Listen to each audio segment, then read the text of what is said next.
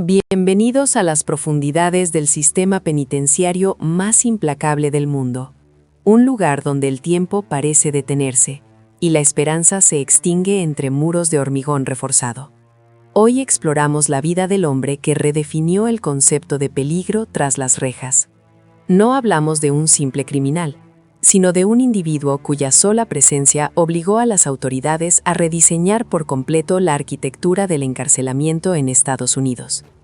Durante décadas, su nombre fue susurrado con temor, tanto por reclusos como por guardias. Imaginen un aislamiento tan absoluto que el contacto humano se convierte en un recuerdo borroso. Un castigo diseñado específicamente para contener una furia que no podía ser domada por los métodos convencionales.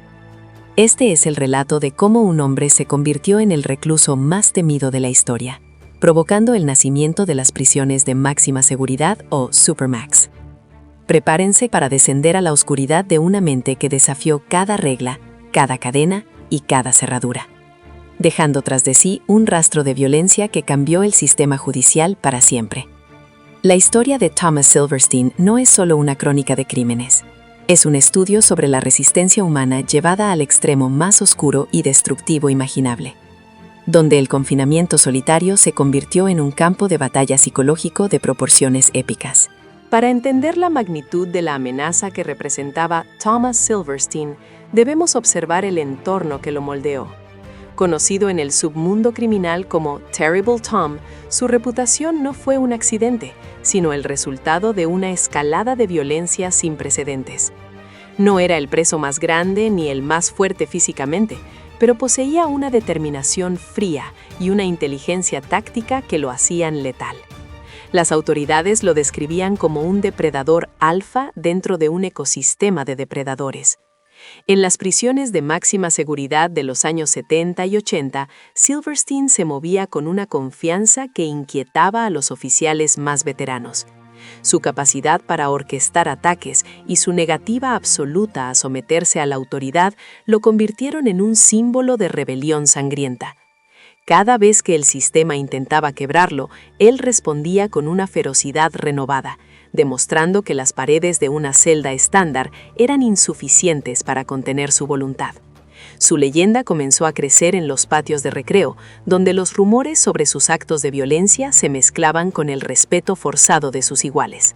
No era simplemente un prisionero, era un mensaje viviente de que el sistema podía ser vulnerado desde adentro y que el costo de intentar controlarlo sería pagado con sangre.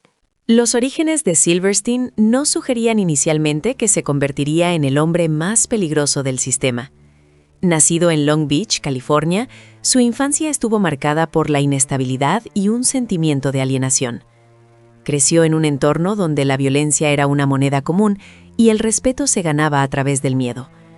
A una edad temprana, ya estaba familiarizado con los centros de detención juvenil, lugares que, en lugar de rehabilitarlo, funcionaron como escuelas de perfeccionamiento para su futura carrera criminal. En estos centros, aprendió las leyes no escritas de la supervivencia: golpear primero, no mostrar debilidad y nunca confiar en el uniforme.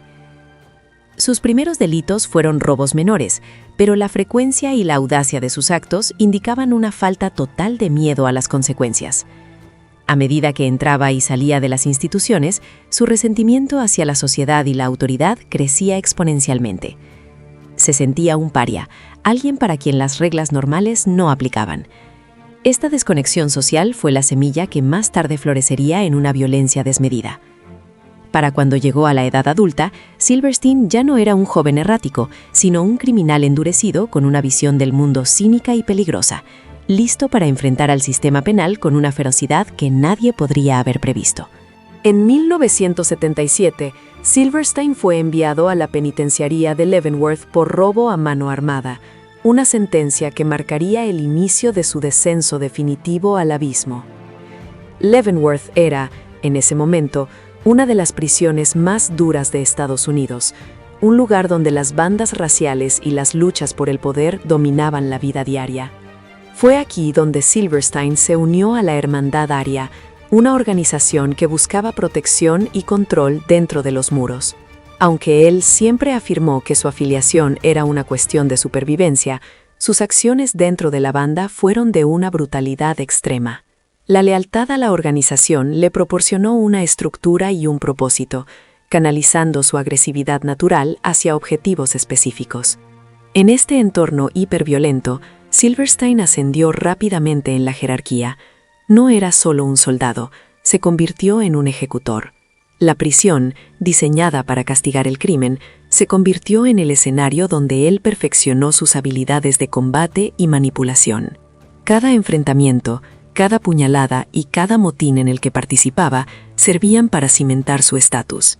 Las autoridades empezaron a notar que Silverstein no era un recluso común, que buscaba cumplir su tiempo y salir. Parecía prosperar en el caos, alimentándose de la tensión constante que impregnaba el aire de Leavenworth. El primer evento que realmente puso a Silverstein en el radar de las autoridades nacionales fue el asesinato de Danny Atwell en 1980. Atwell era un recluso que supuestamente se había negado a servir como mula para el contrabando de drogas de la Hermandad Aria. La respuesta fue rápida y despiadada. Silverstein fue acusado de orquestar y ejecutar el asesinato. Aunque inicialmente fue condenado a cadena perpetua sin posibilidad de libertad condicional por este crimen, la condena fue posteriormente anulada debido a irregularidades en el testimonio de los informantes. Sin embargo, el daño ya estaba hecho.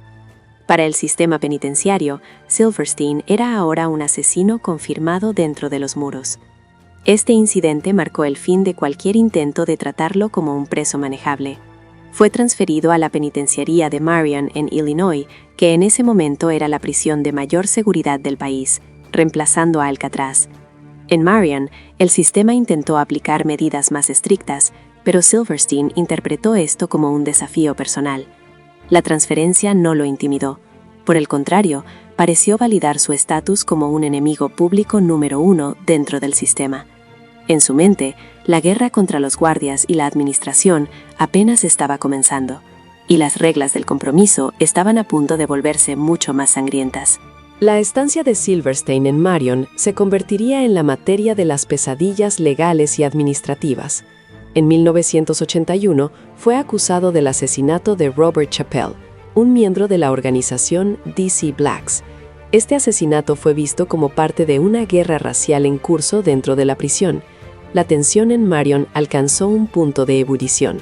Silverstein, operando desde su celda, demostró que las paredes no eran un obstáculo para su alcance. El asesinato de Chappell fue ejecutado con una precisión que horrorizó a los investigadores. Poco después, Silverstein y otro recluso, Clayton Fountain, asesinaron a Raymond Cadillac Smith, el líder de los DC Blacks. El cuerpo de Smith fue arrastrado por el pasillo de la galería de celdas como una exhibición macabra de poder, una advertencia para cualquiera que se atreviera a cruzar a la Hermandad Aria o a Silverstein mismo. La brutalidad de este acto fue un punto de inflexión. Los guardias ya no se sentían seguros ni siquiera en las áreas más vigiladas. La administración de la prisión se dio cuenta de que tenían un problema que no podían resolver con las tácticas habituales. Silverstein no solo estaba matando a otros presos, estaba destruyendo el orden mismo de la institución, convirtiendo la prisión en su propio feudo de terror, donde él dictaba quién vivía y quién moría. El 22 de octubre de 1983 es una fecha que el sistema penitenciario federal nunca olvidará. Fue el día en que Thomas Silverstein cometió el acto que sellaría su destino para siempre. A pesar de estar en el nivel de seguridad más alto y ser escoltado por 3 guardias mientras era trasladado de las duchas a su celda, Silverstein logró lo imposible. Utilizando una llave improvisada fabricada con materiales rudimentarios, otro recluso le pasó un arma blanca mientras caminaban por el pasillo. En un movimiento rápido y coordinado, Silverstein se liberó de sus esposas y atacó al oficial Merrill Clatts. Clatts no era un guardia cualquiera, era un oficial respetado que había tenido numerosos enfrentamientos verbales con Silverstein. El ataque fue de una ferocidad inaudita. Silverstein apuñaló a Clatts docenas de veces antes de ser reducido. El oficial murió a causa de sus heridas, dejando a la institución en estado de shock. Pero la tragedia no terminó ahí. Inspirado por las acciones de Silverstein, apenas unas horas después, su aliado Clayton Fountain atacó y mató a otro guardia, el oficial Robert Hoffman, utilizando una táctica similar. 2 guardias muertos en un solo día en la prisión más segura del país. El sistema había fallado estrepitosamente, y la respuesta de las autoridades sería tan extrema como el crimen mismo, cambiando la cara de las prisiones para siempre.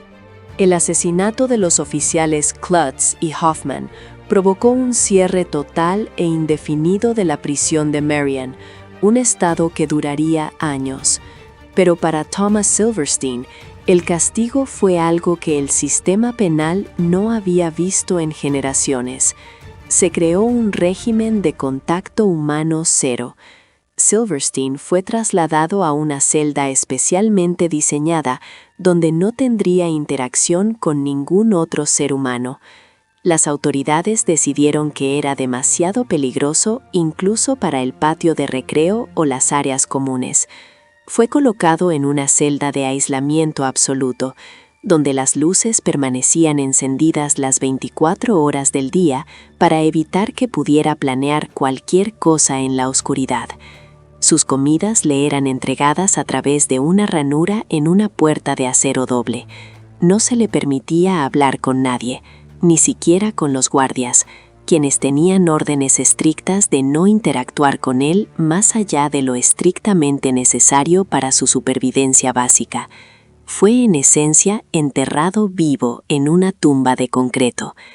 Este nivel de aislamiento fue tan extremo que muchos defensores de los derechos humanos lo calificaron de tortura, pero para el Departamento de Prisiones era la única forma de garantizar que Silverstein no volviera a matar. Se convirtió en el fantasma del sistema, un hombre que existía, pero que el mundo no podía ver ni tocar. Durante los siguientes 36 años, Thomas Silverstein vivió en un vacío social y físico. Su existencia se redujo a unos pocos metros cuadrados. Para mantener la cordura, comenzó a escribir y a dibujar, desarrollando un talento artístico sorprendente que contrastaba con su pasado violento. Sus obras a menudo representaban visiones de la naturaleza, animales y paisajes que sabía que nunca volvería a ver. Sin embargo, incluso su arte era vigilado de cerca por las autoridades, temiendo que pudiera contener mensajes cifrados para la hermandad aria. El aislamiento prolongado comenzó a erosionar su percepción de la realidad. En sus escritos, describía cómo los sonidos más pequeños, el zumbido de la ventilación o el goteo de un grifo, se convertían en ruidos ensordecedores en su mente.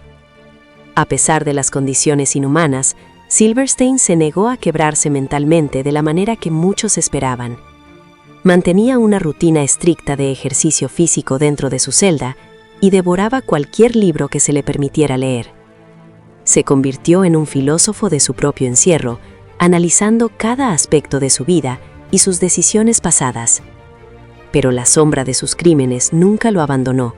Para el mundo exterior, seguía siendo el monstruo que había asesinado a sangre fría a un servidor de la ley, y el sistema no tenía intención de perdonar ni olvidar. La situación de Silverstein llevó a la creación de la prisión ADX Florence en Colorado, conocida como el Alcatraz de las Rocosas. Esta instalación fue diseñada basándose en las lecciones aprendidas de la peligrosidad de Silverstein. Cuando ADX abrió en 1994, él fue uno de sus primeros residentes, ocupando la unidad más restrictiva posible. Allí, la tecnología reemplazó la interacción humana. Las cámaras monitoreaban cada uno de sus movimientos y las puertas se controlaban de forma remota. El diseño de la celda impedía que los presos pudieran verse o comunicarse entre sí. Era la culminación del concepto de Supermax. Silverstein pasó décadas en este entorno, convirtiéndose en el recluso que más tiempo ha pasado en aislamiento solitario en la historia del sistema federal de Estados Unidos. Su caso se convirtió en un punto de referencia para los debates sobre el castigo cruel e inusual. Sus abogados lucharon durante años para que fuera trasladado a la población general, argumentando que el aislamiento prolongado era una violación de sus derechos constitucionales. Sin embargo, cada vez que el caso llegaba a los tribunales, el gobierno presentaba el historial de sus víctimas y la brutalidad del asesinato del oficial Klutz como justificación inamovible para mantenerlo bajo llave y lejos de cualquier contacto humano. A medida que pasaban las décadas, la figura de Silverstein adquirió una aura casi mística dentro de la cultura carcelaria. Los nuevos reclusos escuchaban historias sobre el hombre que había desafiado al sistema y que vivía en una celda de cristal donde el tiempo no pasaba. Se decía que conocía los secretos más profundos de la hermandad aria y que a pesar de su aislamiento seguía ejerciendo influencia.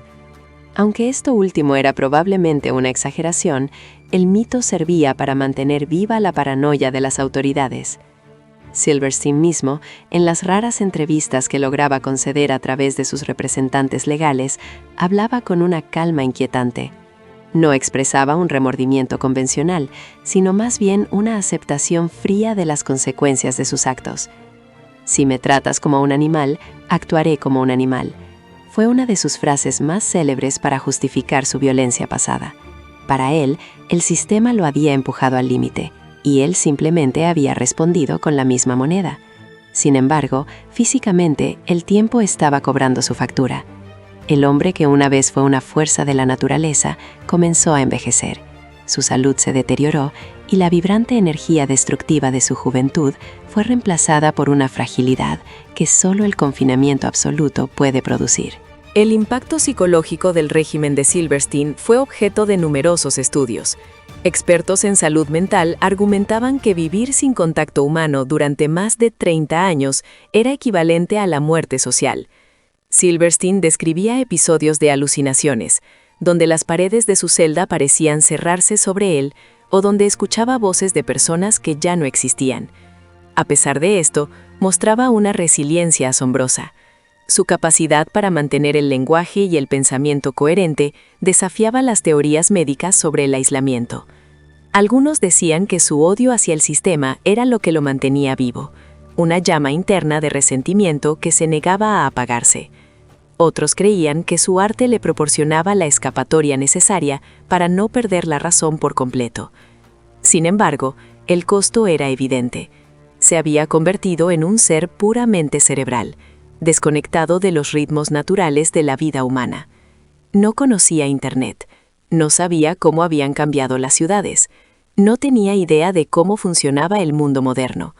Su universo entero consistía en 4 paredes, un televisor con canales limitados y el sonido de las puertas hidráulicas. Era un anacronismo viviente, un recordatorio de una era de violencia carcelaria que el sistema esperaba haber dejado atrás mediante su entierro en vida. A pesar de su aislamiento, Silverstein logró mantener una comunicación esporádica con el mundo exterior a través de cartas. Sus escritos revelaban a un hombre profundamente articulado, capaz de diseccionar la burocracia penitenciaria con una precisión quirúrgica.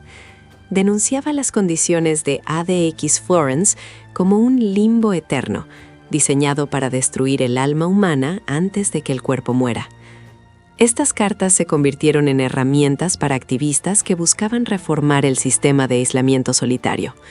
Argumentaban que, independientemente de sus crímenes, ningún ser humano debería ser sometido a tal nivel de privación sensorial y social. Pero la respuesta del público y de las familias de sus víctimas era a menudo de indiferencia o satisfacción. Para ellos, Silverstein estaba recibiendo exactamente lo que merecía. El oficial Merle Klutz nunca tuvo la oportunidad de envejecer, de ver a su familia o de disfrutar de la libertad. ¿Por qué debería Silverstein tener algún tipo de alivio? Esta dicotomía entre los derechos humanos y la retribución penal alcanzó su punto máximo con el caso de Silverstein, convirtiéndolo en el ejemplo definitivo de hasta dónde está dispuesto a llegar un Estado para neutralizar a un individuo que considera incontrolable. En 2019, la historia de Thomas Silverstein llegó a su fin. Después de desarrollar complicaciones tras una cirugía cardíaca, fue trasladado a un hospital externo bajo una seguridad sin precedentes. Incluso en su lecho de muerte, las autoridades no corrieron riesgos. El hombre, que había pasado 36 años en aislamiento, murió a la edad de 67 años. Con su muerte se cerró uno de los capítulos más oscuros y controvertidos de la historia penal estadounidense, pero su legado sobrevive en la arquitectura de cada prisión Supermax y en las políticas de contacto cero que todavía se aplican hoy en día. Silverstein no solo fue un prisionero, fue el catalizador de una transformación sistémica. Su vida plantea preguntas incómodas sobre la naturaleza de la justicia y el castigo. ¿Es el aislamiento absoluto una forma legítima de protección o es simplemente una venganza institucionalizada? Al morir, Silverstein dejó tras de sí un sistema que él mismo ayudó a crear a través de su violencia. Se fue de este mundo sin haber vuelto a tocar a otro ser humano sin cadenas de por medio desde aquel fatídico día en 1983. Su historia es un recordatorio brutal de que, en la guerra entre el individuo y el sistema, a veces ambos pierden su humanidad en el proceso. Tras la muerte de Silverstein, los archivos sobre su conducta y sus años de aislamiento comenzaron a ser analizados con mayor libertad. Surgieron detalles sobre intentos de mediación y programas que nunca se le permitieron. Algunos guardias, ahora retirados, hablaron sobre la extraña calma que emanaba de su celda en los últimos años. Lo describían como un hombre que parecía haber trascendido su entorno, viviendo casi por completo en su mente. Sin embargo, nunca olvidaron la mirada en sus ojos, una mirada que recordaba que, bajo la superficie de la vejez, seguía existiendo el mismo hombre que había aterrorizado a una institución entera. La Hermandad Aria, por su parte, lo elevó al estatus de mártir, utilizando su historia para reclutar a nuevos miembros, presentándolo como el guerrero definitivo que nunca se doblegó ante el sistema opresor. Esta glorificación de su figura es precisamente lo que las autoridades temían. Incluso muerto, Silverstein seguía siendo peligroso. Su historia una mecha que podría encender nuevas llamas de rebelión en las prisiones de todo el país. El mito de Terrible Tom continuó creciendo, alimentado por el secreto que rodeó su vida durante casi 4 décadas, convirtiéndose en una leyenda urbana de las sombras carcelarias. La creación de la unidad de control en Marion y posteriormente la ADX cambió para siempre el enfoque de la rehabilitación hacia la pura contención. Antes de Silverstein, existía la idea de que incluso los presos más difíciles podían ser manejados dentro de una estructura social. Después de él, el paradigma cambió a la segregación total como única solución. Esto ha llevado a un aumento masivo en el uso del aislamiento solitario en todo el mundo, a menudo con consecuencias devastadoras para la salud mental de los reclusos menos resistentes que Silverstein. Los críticos argumentan que el sistema creó un monstruo para justificar una jaula, sugiriendo que la propia brutalidad de la prisión fue lo que llevó a Silverstein a sus actos más extremos. Por otro lado, los defensores del sistema sostienen que hay individuos que son simplemente incompatibles con cualquier forma de sociedad, incluso la carcelaria. La vida de Silverstein es el epicentro de este debate ético.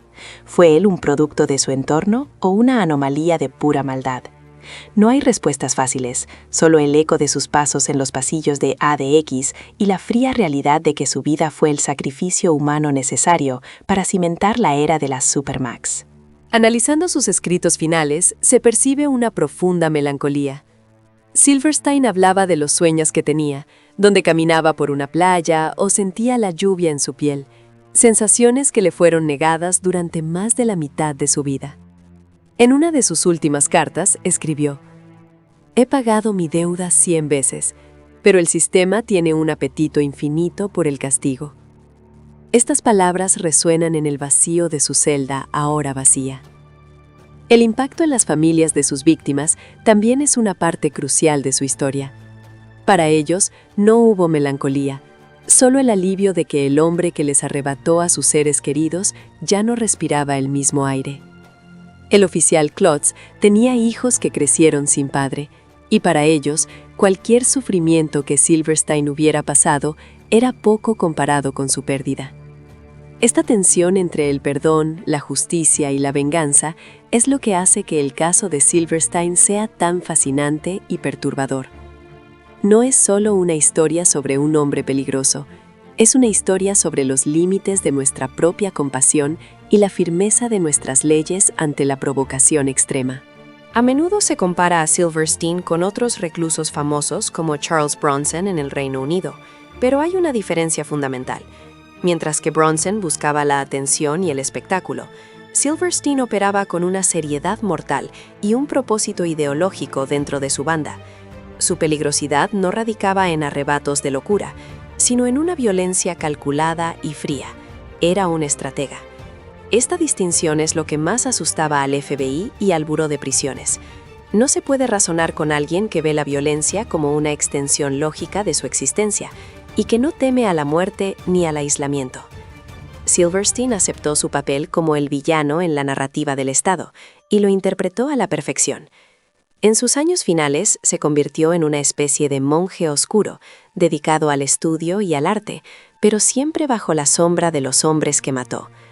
Su transformación de joven delincuente a ejecutor de la Hermandad Aria y finalmente a ermitaño forzado es uno de los arcos biográficos más extremos de la historia criminal moderna, un viaje que solo pudo terminar con el silencio definitivo de la tumba. Hoy en día, la celda donde Silverstein pasó sus últimos años productivos en ADX Florence permanece como un recordatorio silencioso. Aunque otros han ocupado su lugar, el protocolo que lleva su nombre implícito sigue vigente. Las lecciones de 1983 se enseñan a cada nuevo cadete de la Academia Penitenciaria. Nunca bajes la guardia, nunca confíes en la calma, y recuerda que incluso el hombre más encadenado puede encontrar una forma de herir. La historia de Terrible Tom ha sido contada en documentales, libros y estudios académicos, cada uno tratando de descifrar el enigma de su voluntad. ¿Cómo pudo un hombre sobrevivir tanto tiempo en condiciones que habrían destruido a la mayoría en meses? Su resistencia física y mental es quizás su aspecto más aterrador. Demostró que el espíritu humano, incluso cuando se dedica a la destrucción, es casi imposible de erradicar por completo. Al final, Thomas Silverstein se convirtió en una parte permanente del tejido del sistema legal, un fantasma que acecha los pasillos del poder y nos recuerda que hay profundidades de la psique humana que ni siquiera las prisiones más seguras pueden iluminar por completo. Concluimos este viaje por la vida del recluso más peligroso de la historia, reflexionando sobre lo que su existencia nos dice sobre nosotros mismos. El caso de Thomas Silverstein nos obliga a mirar hacia el abismo y preguntarnos qué haríamos si nos quitaran todo rastro de humanidad. Nos muestra que la violencia genera violencia, en un ciclo que puede durar décadas. El sistema penal federal cambió para siempre debido a sus acciones, moviéndose hacia un modelo de control total que hoy es estándar. Silverstein murió en soledad, pero su impacto es masivo. Dejó un mundo que lo recordará como un monstruo, un artista, un asesino y una víctima del sistema, dependiendo de a quién se le pregunte. Lo cierto es que no habrá otro como él. Su vida fue una tormenta perfecta de circunstancias, personalidad y fallos institucionales que crearon al detenido más peligroso de todos los tiempos. Mientras las puertas de las prisiones Supermax sigan cerrándose con ese sonido metálico y definitivo, el espíritu de la lucha de Silverstein contra sus captores seguirá resonando. Una advertencia eterna sobre el costo del conflicto extremo entre el hombre y la máquina del Estado. Gracias por acompañarnos en este profundo y oscuro recorrido por la vida de Thomas Silverstein. Si te apasionan las historias de True Crime que exploran los límites de la psicología humana y el sistema judicial, no olvides suscribirte a nuestro canal y activar la campana de notificaciones para no perderte ninguno de nuestros casos.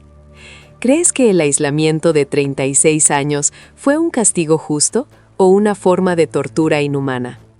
Queremos saber tu opinión en los comentarios. Tu participación nos ayuda a seguir trayendo contenido de alta calidad sobre los criminales más fascinantes y peligrosos de la historia. Suscríbete ahora y déjanos tu comentario.